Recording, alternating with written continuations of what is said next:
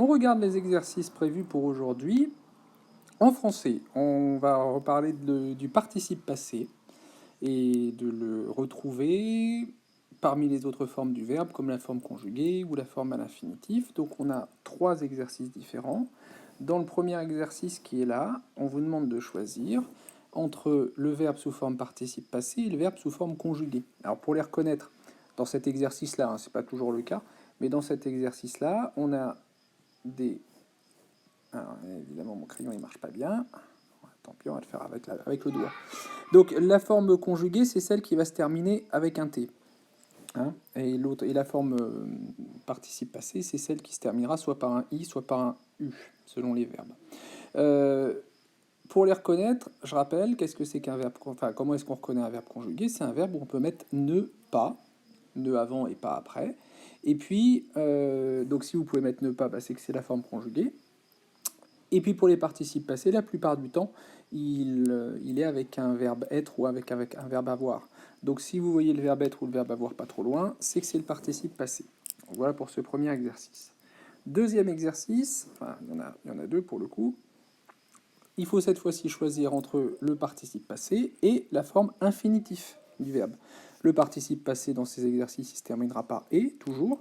Et puis les verbes, c'est vu que c'est des verbes du premier groupe, les verbes à l'infinitif, ils se termineront par « er ». Alors le plus simple pour choisir, c'est d'essayer de remplacer par un autre verbe où on n'a pas de problème de son, parce qu'il ne se termine pas par « et », quoi. Par exemple, le verbe prendre. À l'infinitif, c'est prendre, et au participe passé, c'est pris. Donc si dans la phrase, vous pouvez remplacer par prendre, c'est que c'est l'infinitif, il faut mettre er. Si vous pouvez remplacer par pris, c'est que c'est le participe passé, il faut remplacer, il se termine dans ce cas-là par et. Pardon. Vous pouvez essayer avec le verbe vendre aussi, ça marche bien. Donc soit vendre, soit vendu. Voilà pour ces deux exercices. Et le dernier, on a des participes passés, et puis on avait dit que le participe passé, ça ressemblait quand même beaucoup à un adjectif, ça marchait presque pareil, et donc on pouvait presque toujours le mettre avec un nom. Donc là, ce que je vous demande d'essayer de faire, c'est de trouver quel est le nom qu'on va pouvoir associer à notre adjectif. Et pour faire ça, vous pouvez vous poser la question, qui est-ce qui, ou bien qu'est-ce qui est envahi, par exemple. Si je regarde la première phrase, au 5e siècle, les Huns ont envahi l'Europe. Qu'est-ce qui est envahi?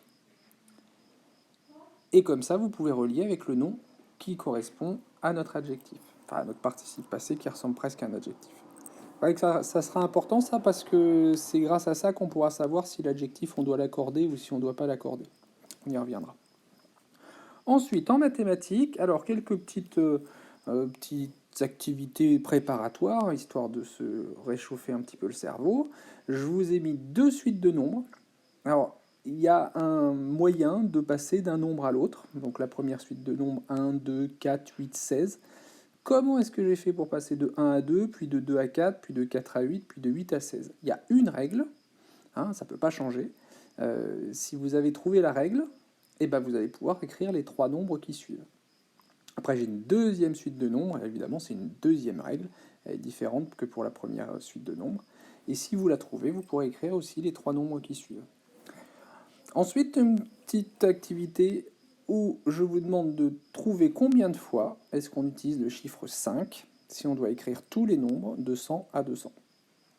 Donc vous pouvez chercher dans votre tête, faire tous les nombres les uns après les autres, et quand est-ce qu'on a besoin d'écrire le chiffre 5 pour écrire les nombres de 100 à 200. Et puis après, on va travailler un petit peu sur les heures. Ça fait un petit moment, et on en aura besoin en sciences, c'est pour ça que je le donne maintenant. Première partie, en fait, je vous demande d'arrondir les heures de lever de soleil. Donc c'est un tableau qui indique l'heure du lever du soleil et l'heure du coucher du soleil chaque mois, au 1er janvier, 1er février, etc. Ouais, quelques dates en plus, mais passons. Arrondissez donc les heures au quart d'heure le plus proche. Donc 8h46, les quarts d'heure c'est 0, 15 minutes, 30 minutes, 45 minutes. Qu'est-ce qui est le plus proche de 8h46? Qu'est-ce qui est le plus proche de 17h06? Une fois que vous aurez fait ça, je voudrais que vous calculiez le temps pendant lequel le soleil il est resté sorti. Donc il s'est écoulé combien de temps entre l'heure de début l'heure de lever du soleil et l'heure de coucher du soleil. Alors vous pouvez bien sûr travailler avec les arrondis, ça sera plus facile. Si vraiment vous avez envie de faire des choses compliquées, vous pouvez travailler avec les heures piles, exactes, mais ça sera plus difficile, hein, je vous préviens.